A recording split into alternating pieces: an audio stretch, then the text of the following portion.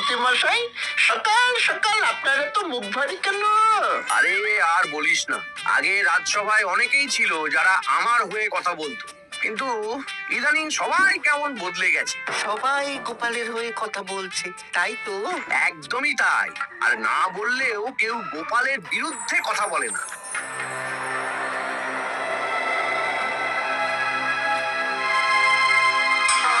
কি মন্ত্রী মশাই, আজকাল তো আমার কথা আর মনেই পড়ে না, ভুলে গেছেন নাকি? আরে না না ভগবান, তুমি হলে আমার তুরুপের দাস। ঠিক সময়ে ঠিক সুযোগ এলে তোমাকেই ডাকবো। একটু দেখবেন। হ্যাঁ, আরে নিশ্চয়ই নিশ্চয়ই। এই চলি রে, আবার রাজসভায় যেতে হবে।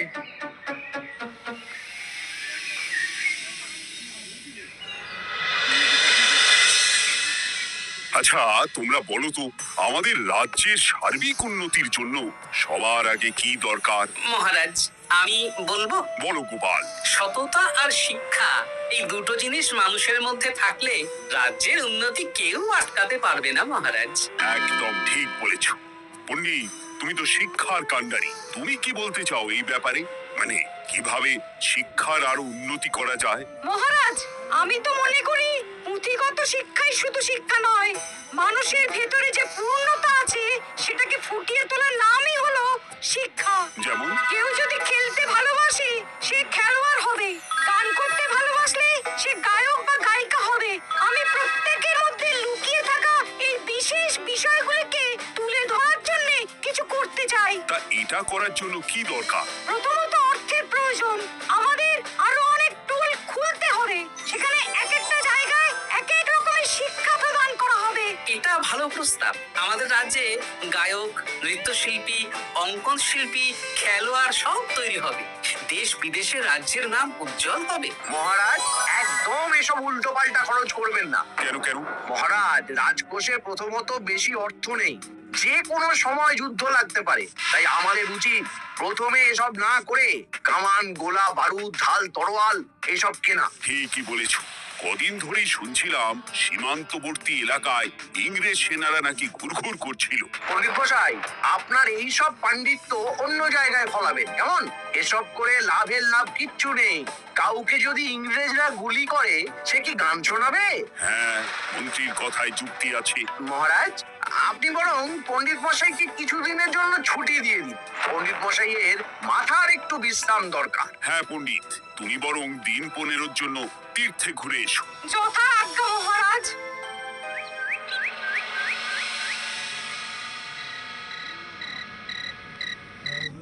শোনো ভগবান, সকালেই তুমি কাজের কথা বলছিলে, আমি এমন ছক কষেছি, কালকে থেকেই তোমার জন্য একটা ভালো বেতনের কাজ জোগাড় করে দেব।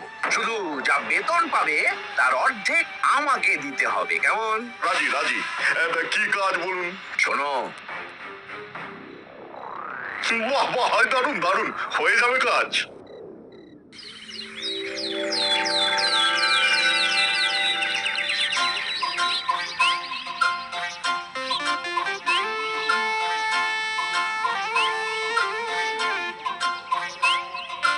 এই সকাল সকাল রাস্তায় ঘুরঘুর করছিস কেন? হ্যাঁ, পড়াশোনা কি শিখেই তুলে দিয়েছিস? পণ্ডিত মশাই তীর্থে গেছেন, এখন আমাদের ছুটি। দুপুর বেলা ভাত, রাতের বেলা রুটি।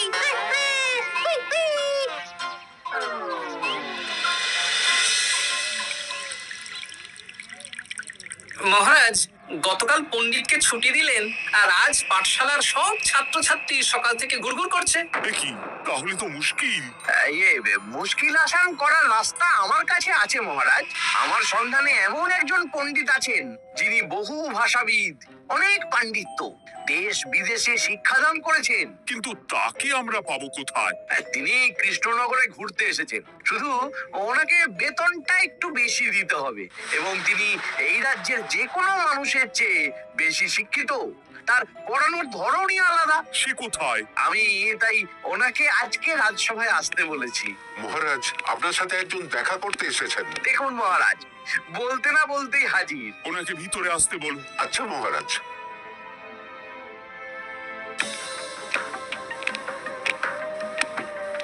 প্রণাম কৃষ্ণচন্দ্র, আমাকে আপনার মন্ত্রী ডেকেছেন, তাই এলাম।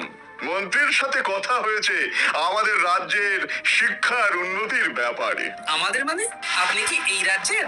আমি এখন এই রাজ্যে আছি তো, তাই আমাদের রাজ্য বললাম। উনি সবাইকে আপন করে নেন। যাই হোক, তোমার শিক্ষার উন্নতির ব্যাপারে কি মতামত? মহারাজ, আমি এই রাজ্যের বিভিন্ন মোড়ের মাথায় টোল খুলতে চাই। তার জন্য অনেক অর্থের প্রয়োজন।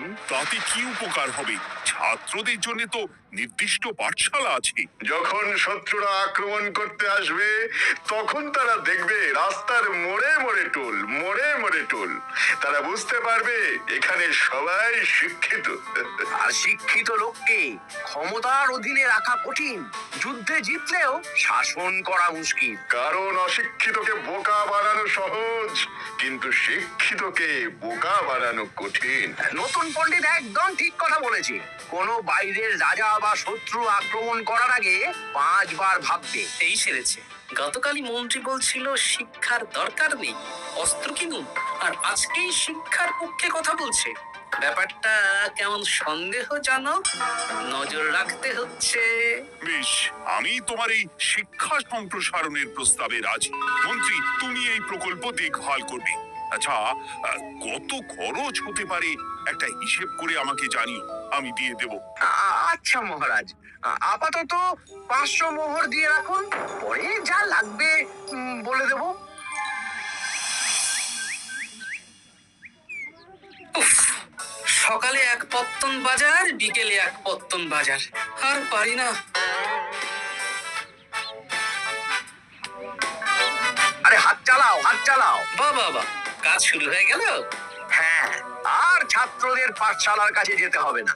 পাঠশালা ছাত্রদের বাড়ির কাছে চলে আসছে। যেখানে সেখানে পাঠশালা। এটা যেখানে সেখানে শিক্ষা। ঠিক বলেছো।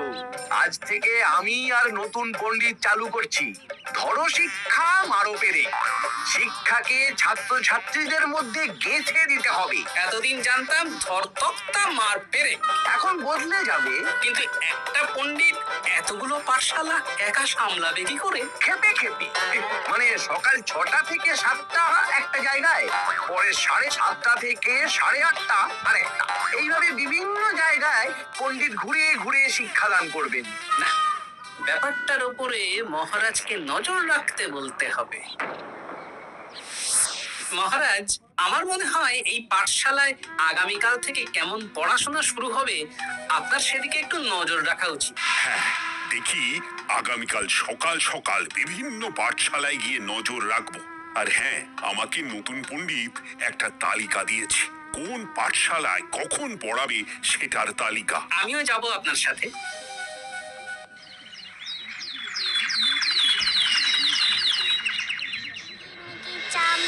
চামের কাটা মজুমদার ধে এলো দামোদর, দামোদরের হাড়ি কুড়ি, দুয়ারে বসে চাল কুড়ি। দেখি কুটি, তোরা এই কিরমিকির খেলছিস? নতুন পণ্ডিত কোথায়? উনি তো এই মাত্র দক্ষিণের পাঠশালায় গেলেন।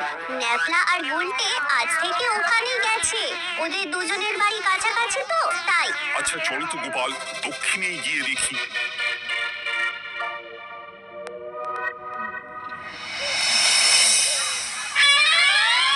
দেখি এখানেও তো নতুন পণ্ডিত নেই। নতুন পণ্ডিত মশাই আমাদের একের নামটা মুখস্থ করতে দিয়ে চলে গেলেন। একের নামটা? এসব কি হচ্ছে? শিক্ষার নামে অর্থের জলাঞ্জলি মহারাজ। না, আজই রাজসভায় এর বিচার হবে। মন্ত্রী, আমি যা দেখলাম তাতে শিক্ষা তো কদিন পরে লাটে উঠবে। আমার এক ভাগ্নি তো আজ পাঠশালায় গিয়ে লুকোচুরি খেলেছে। নামমাত্র পড়াশোনা আর বাকি সময় খেলা, এভাবেই বয়ে গেল বেলা। মন্ত্রী, এই তোমার নতুন পণ্ডিতের দৌড়। মহারাজ, একজনের পক্ষে এতগুলো পাঠশালায় শিক্ষাদান তো সম্ভব নয়। তার জন্য তো আরো পণ্ডিতের প্রয়োজন, আর তার জন্য চাই আরো অর্থ। আবার অর্থ? শুধু মহারাজের অতিরিক্ত অর্থ খরচ হবে বলে আমি আগে এই প্রস্তাবটা রাখিনি। বেশ, তা আর পণ্ডিত কোথায় পাবে? আমাদের নতুন পণ্ডিতের কাছে অনেক পণ্ডিতের সন্ধান আছে। উনি একটা হাত মারলেই সব চলে আসবে। বেশ, তাহলে তাই ব্যবস্থা করো। এভাবে শিক্ষার অবনতি আমি চোখে দেখতে পারবো না। আরো 300 মোহর লাগবে। পেয়ে যাবে। এ তো দিনে দুপুরে ডাকাতি। ব্যাপারটা ধরতে হবে। কিছু একটা ঘোট তো আছেই। আর নতুন পণ্ডিতদের যদি কোথাও একটু থাকা খাওয়ার ব্যবস্থা করা যায় তাহলে ভালোই হয়। রাজবাড়ির অতিথিশালা তো আছেই, ওখানেই না হয় ব্যবস্থা করে দেব।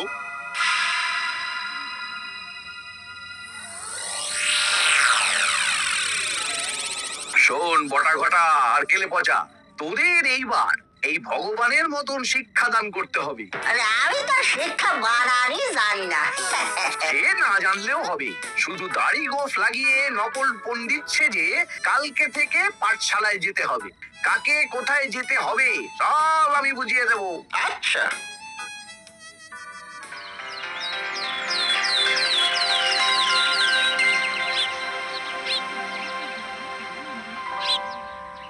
আচ্ছা বল তো, গতকাল তোদের বাড়িতে কি কি রান্না হয়েছিল? ভাত, মসুর ডাল আর লাউ ঘন্ট। লাউ ঘন্টের মধ্যে চিংড়ি ছিল? না, আজকে কি রান্না হবে? আজকে সকালে বাবা বাজার থেকে পাকা কাঁকড়া এনেছে। কাঁকড়া মাছের পাতলা করে ঝোল হবে। আর তোর? আমাদের আজ নিরামিষ। এই কবজি ডুবিয়ে সবজি ভাতি খেতে হবে। বেশ।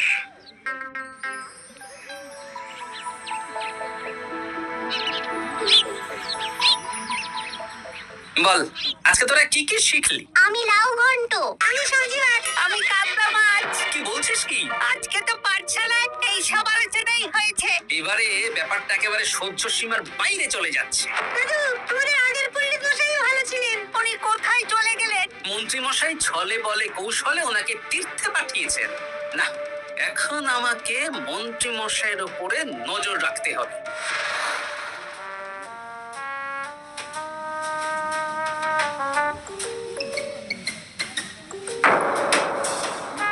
পাঠশালায় পড়ানোর ব্যাপার তো বিকেলেই মিটে গেছে। রাজবাড়ির অতিথিশালায় না গিয়ে নতুন পণ্ডিত মশাইরা এদিকে আবার কোথায় যাচ্ছেন? সাথে মন্ত্রীও আছেন, ব্যাপারটা নজর রাখতে হবে।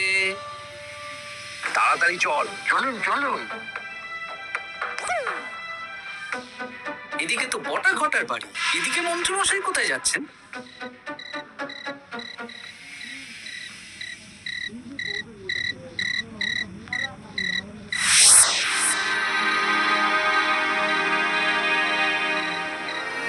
তারপর তোমরা সবাইকে কি শিক্ষা দিলে? শিক্ষায় সে আমাদের শিক্ষা নেই, চুরি করে দিন চলে। আমি কি করে শিক্ষা দেব? আরে ছাইপাশ দাড়ি গোঁফ থাকলে কি কুটকুট করে। যা বলেছিস বটা। আরে আরে আরে করছিসটা কি? ভালো রোজগার পাতি কি তোদের সহ্য হচ্ছে না নাকি? ভগবানকে দেখ, সেই কবে থেকে দাড়ি গোঁফ লাগিয়ে পণ্ডিত মশাই সেজে আছেন। আমারও প্রথম দিন একটু সমস্যা হচ্ছিল, এখন সামলে নিয়েছি। আর আমাদের এই সব আলোচনা একদম করা উচিত না। বলছি মন্ত্রীমশাই, আমি কি শুধু এই পাঠশালাতেই পণ্ডিতের অভিনয় করব, নাকি রাজসভায় বসার সুযোগও পাবো? কালকেই এই ব্যাপারটা দেখছি। আগে তোমাকে রাজসভায় ঢোকাবো, তারপর এক এক করে বটা ঘটা কেলে পচা সব আমার দলের লোককে রাজসভায় ঢুকিয়ে নেব। আর রাজসভার বাকি সদস্যদের ফাঁকা করে দেবেন। একদম তাই। মহারাজ সহজ সরল মানুষ, এটাই একটা বড় সুবিধা। আচ্ছা, এই ব্যাপার। ঠিক আছে, আমি কদিন পরে ঠিক সময়ে একদম হাটে হাড়ি ভাঙবো।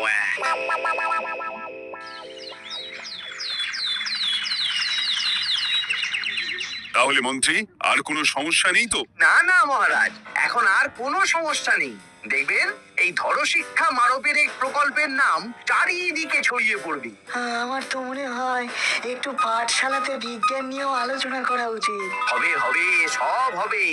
এখনো সব বাচ্চারা অজ্ঞান হয়ে আছে। আগে শিক্ষায় জ্ঞান ফিরুক, তারপরে না হয় বিজ্ঞান নিয়ে আলোচনা করবে। বিজ্ঞানী তো প্রস্তাবটা খারাপ রাখেনি। তুমি কি বেশি বোঝো? তাহলে তুমিই তো বিজ্ঞান শেখাতে পারো। আমি কবিরাজি শিক্ষা দান করতে পারবো। তোমার কবিরাজি শিখতে কেউ রাজি নয়, চুপ থাকো। আহ, দেখাই যাক না বাচ্চারা কেমন শিক্ষা লাভ করে। মহারাজ, বলছি কি, আমাদের পণ্ডিতের আসনটা তো ফাঁকাই পড়ে আছে। এখন যখন নতুন পণ্ডিত এসেই গেছেন, তাহলে ওই জায়গায় ওই তো বসতে পারে। কিন্তু পণ্ডিত তো তীর্থে গেছে, অবশ্য কদিন পরেই ফিরে আসবে। ও আসুক, তারপর না হয় আলোচনা করে একটা সিদ্ধান্ত নিব। পণ্ডিত মশাই না হয় এসে পুজো পাঠটাই করুক, কিন্তু রাজসভা এরকম ফাঁকা থাকলে কেমন একটা লাগে। বেশ, তাহলে তাই হোক। কালকে থেকে নতুন পণ্ডিত আমাদের পুরনো পণ্ডিতের জায়গায় বসবে। এইভাবে রাজসভা ফাঁকা করে যেতে হবে, তাহলে একদিন সবাই আমার পক্ষেই কথা বলবে, আর শেষে রাজাকেই সরিয়ে দেব।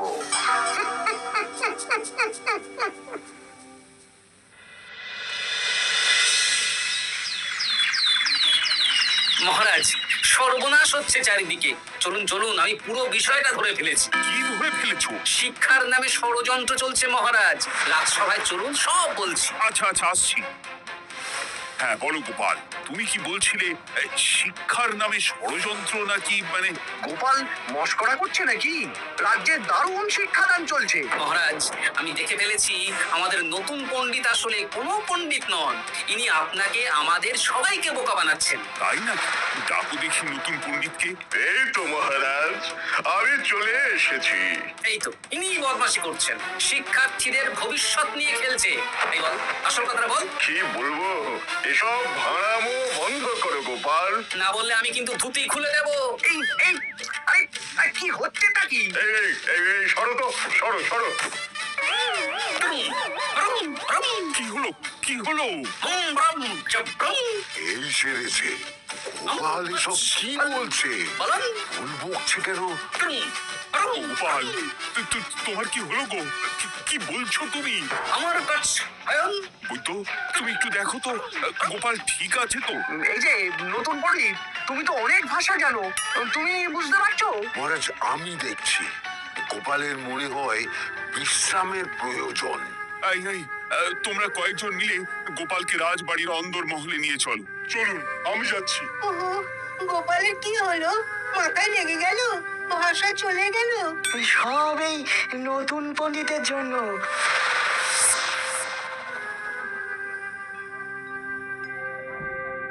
আম ভাল খাচ্ছ কাছ হায়াম আম মাস্কার কাছ।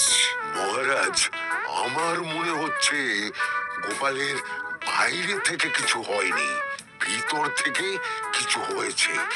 নারী স্পন্দন, হৃদস্পন্দন সব ঠিক আছে। আমার বড় যাব ভ্রম। কিন্তু গোপাল কি ভাষা বলছে আমার কাছে বোঝা যাচ্ছে না। নতুন পণ্ডিত, একবার চেষ্টা করে দেখো না। আমার কাছে হয় না। সব তো আমি কিছুই বুঝতে পারছি না মহারাজ। আপনি যে এত দেশ বিদেশে ঘুরেছেন, আপনি বুঝতে পারছেন না? এ আমার এখতিয়ারের বাইরে। তোমার বাকি পণ্ডিতদের নিয়ে আসো তো, যারা পাঠশালায় পড়ায়। আমি বুঝতে পারছি না, বটা ঘটা কেলে পচা কি বুঝবে? আমার বড় যাব ভ্রম। চপ করো ঘট, নল খাবো মরব। তাই কিছুই তো বুঝতে পারছি না। রাজসভায় কাউকে না দেখতে পেয়ে এখানে এলাম। ওই তো আমাদের পুরনো পণ্ডিত চলে এসেছে। শুনলাম গোপালের নাকি কি হয়েছে। এই পণ্ডিত, তুমি দেখো তো গোপালের নতুন ভাষা উদ্ধার করতে পারো কিনা। কি গোপাল, তুমি কি ভাষায় কথা বলছো? আমার মতর ভাষ কত বলো। ওই দেখো, আবার কি সব বলছে। আমার বছর তো পড়ছো, সবার সাথে মস্করা করছো। তোমার খরচ। হ্যাঁ, এই পণ্ডিত, এটা কি ভাষা? ঘাবড়াবেন না মহারাজ, এটা পাতি বাংলা ভাষা। বাংলা ভাষা? গোপাল শুধু আকার ইকার উকার আর বেশিরভাগ স্বরবর্ণ বাদ দিয়ে কথা বলছে। মানে গোপাল তম কছ কছ বলো।